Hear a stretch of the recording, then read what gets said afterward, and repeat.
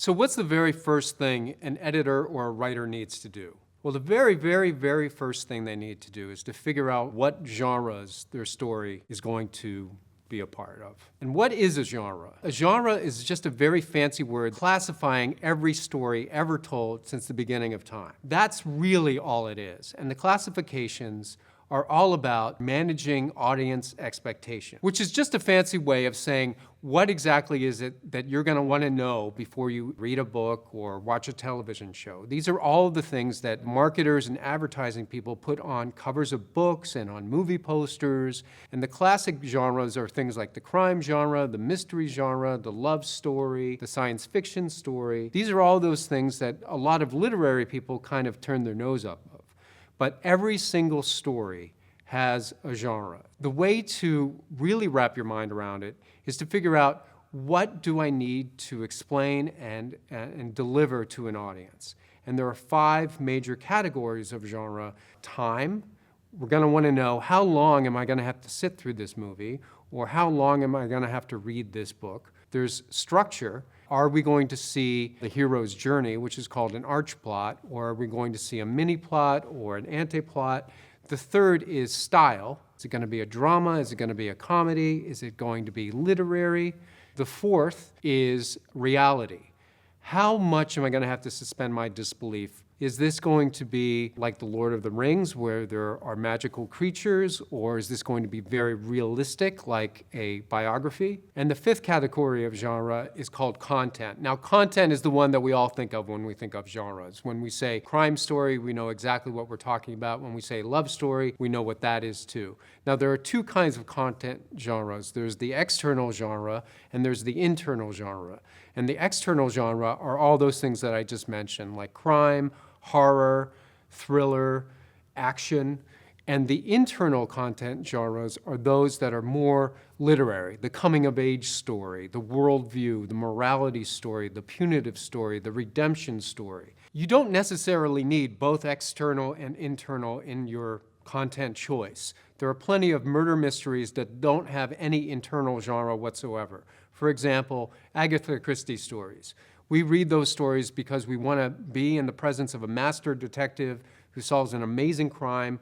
We don't really care if he changes as a human being at the beginning of the story versus the end. But a story like The Silence of the Lambs, that's a critical story that has both the external thriller genre category, and it also has the internal disillusionment plot of the lead character. So just to take a step back, what I've done is I've created something called the 5-leaf genre Clover, so that it can remind me whenever I need to look at a story and help a writer discover the problems, I need to categorize all of the specific genres that they are working in. So I created this Clover that has all 5 of the genre subcategories. And it's important to remember you have to make one choice, at least one choice from each of these categories. So, for example, The Silence of the Lambs, let's take that example. The time genre is long. It's a long novel, pretty simple. The structure is arch plot, which is what Joseph Campbell calls the hero's journey, which is basically the arcing of a story where the character moves from one place and ends up another. The style is drama. It's not comedic in every way. Real emotional terrain is on display in the story, and it's very, very chilling and thrilling. The reality structure is realism, in that we believe exactly in the institution of the FBI in this story from beginning to end. Now, Thomas Harris was a journalist, so he puts all the details, and it's richly layered. So we believe that the FBI is exactly as he, discusses in the novel itself. So that's realism, and that's the reality genre. Now, the content genres are serial killer thriller as the external genre, and worldview disillusionment as the internal genre. And I can get into those, much later on in the story. The important thing is that you have to make at least one choice in each of the 5 categories. So a question I get a lot is, why do I have to make these choices of these genres? What are they going to do for me as a writer? Why do I have to be so specific about what category I'm using and all of that? And the reason is that, as I said at the beginning, genres manage your audience's expectations of your story. What that means is that if I say to you, hey, I've got this great mystery novel that I've written, and there's no body at the very beginning of the story, that's going to disappoint you. Because in a mystery, there are conventions and obligatory elements that you have to have in there, or people aren't going to enjoy the story. Now, what is a convention and obligatory scene? For example, in a thriller, there are about 5 to 7 must-haves in your story. You must have a speech in praise of the villain. You must have hero at the mercy of the villain scene. You must have what's called a MacGuffin, which is the thing that the villain wants above all things. It could be the nuclear codes. It could be, in the case of The Silence of the Lambs, a suit, a woman's suit for a very deranged man to wear. That's a MacGuffin. It also has to have a clock, meaning there has to be a moment of time where if the hero does not win, all bets are off and the villain wins. It also has to have what are called red herrings. What a red herring is a clue that misdirects the hero from finding out the truth about what's going on. There's one more, clues. It also has to have very, very specific clues that are usually put in and seeded at the very beginning of the story and don't pay off until much later on. So those are things that you must have in a thriller, and if you don't have them, the audience isn't going to like your story. Genres do have conventions, but the question is, well, how do you know what those conventions are? And so here's one way I found out one convention. I was working on the Steven Seagal movie, Above the Law.